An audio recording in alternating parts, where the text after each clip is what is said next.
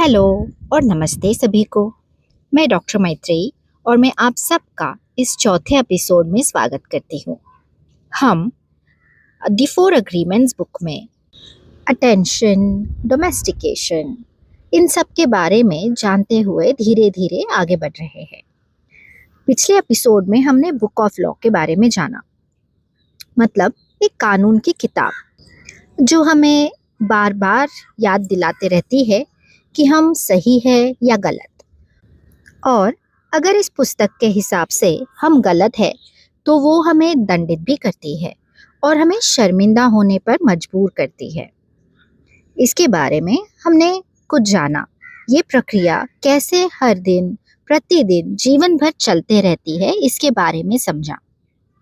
जब हम नवजात शिशु की तरह इस दुनिया में जन्म लेते हैं, उससे पहले ही हमारे लिए हमारा सपना पूर्व निर्धारित किया जाता है। जो हमारे से पहले इस दुनिया में आए हैं उनकी वजह से। ये वो लोग खुद भी नहीं जानते, लेकिन ऐसा ही होता है और यही सब हमारा विश्वास बन जाता है। वो सपना हमारा सच बन जाता है। यही विश्वास हमें बुक ऑफ लॉ देता है, जो हमारी जिंदगी को नियंत्रित करता है।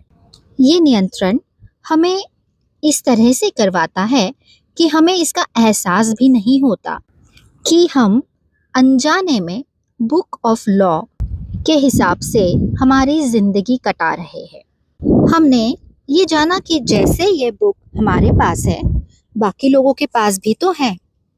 तो यहाँ इसके बारे में लेखक थोड़ा एक्सप्लेन कर रहे हैं। जानते हैं, हमारे भीतर एक और हिस्सा है जो इन निर्णयों का स्वीकार करता है, और इसे कहते हैं पीड़ित बनना, विक्टिम बनना। पीड़ित दोष, अपराध बोध, शर्म, ये सब ये उठाता है। यह हमारे भीतर का वो हिस्सा है जो कहता है, ओ मैं बेचारा हूँ, मैं बिल्कुल अच्छा नहीं हूँ, मैं बुद्धिमान नहीं हूँ, मैं आकर्षक नहीं हूँ, इत्यादि इत्यादि। ये बड़ा न्यायाधीश यानी बुक ऑफ लॉ सहमत हो जाता है और कहता है, हाँ तुम अच्छे नहीं हो।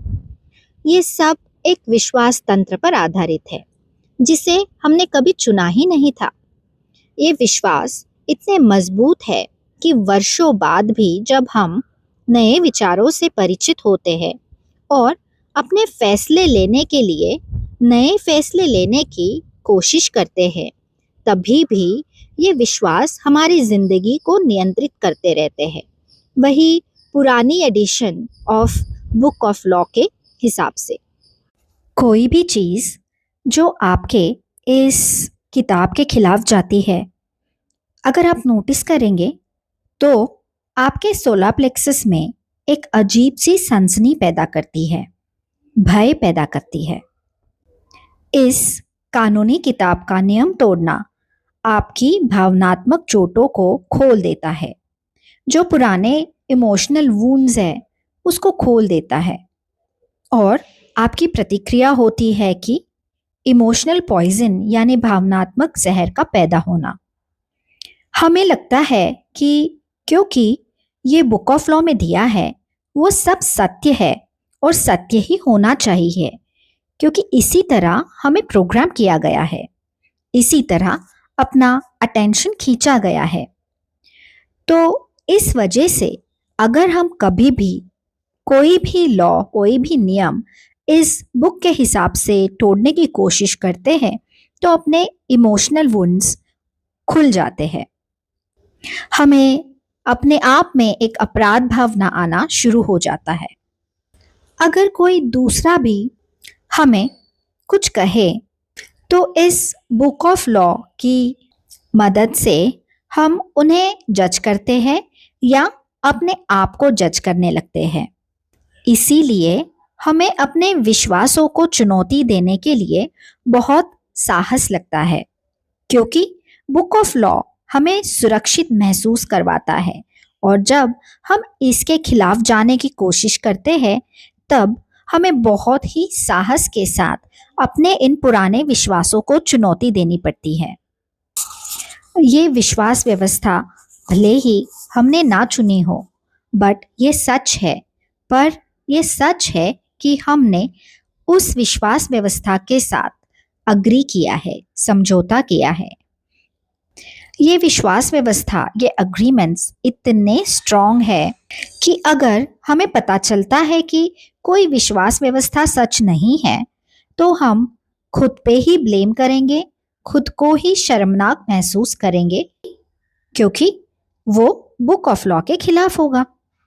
अगर कुछ गलती हमसे हो भी गई तो हम अपने आप को कितने बार एक गलती के लिए सजा देते हैं, पता है आपको? एक बार सजा देते हैं क्या? नहीं, हम बार बार, 1000 बार सजा देते हैं। लेखक यहाँ कहते हैं कि इंसान ये ऐसा एक ही जानवर है जो सेम मिस्टेक के लिए, एक गलती के लिए बार बार सजा भुगतते रहता है। हमारी स्मरण शक्ति बहुत पावरफुल है। अगर हम गलती करते हैं तो हम खुद को जज करते हैं, खुद को शर्मनाक पाते हैं और बार बार उसे याद करते करते खुद को बार बार सजा देते ही रहते हैं। क्या ये न्याय है? हमारे मन का न्यायाधीश गलत है, क्योंकि हमारी बिलीफ सिस्टम ही गलत है। हमारे जो रफली 95% बिलीव्स है, वो जो हमने हमारे दिमाग में बसा के रखे हैं, वो एक सिर्फ झूठ है और हम इस झूठ की वजह से बार बार खुद को ही और दूसरों को भी सजा देते रहते हैं। हम दूसरों का भी न्याय करते हैं और उसी के कारण खुद को भी पीड़ित बना लेते हैं।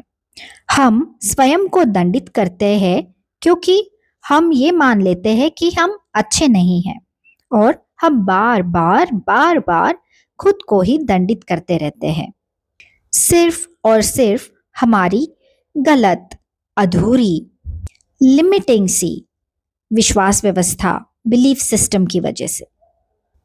तो हम इसे कैसे देखें, इसे कैसे समझें, इससे बाहर कैसे आए? आपने अपनी जिंदगी में ये महसूस किया होगा कि जब भी ऐसा कुछ होता है, तब आपको पता होने के बावजूद भी आप बदल नहीं पाते।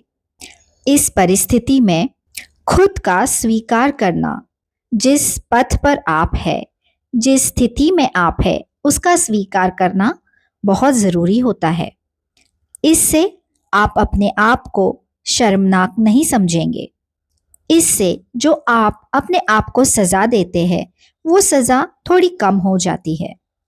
लेकिन पहला कदम हमेशा खुली आंखों से, खुले मन से अपनी विश्वास व्यवस्था का परीक्षण करना। आज हम यही रुकेंगे और अगले एपिसोड में पहले अग्रीमेंट के बारे में जानना हम शुरू करेंगे। तब तक लव एंड लाइट।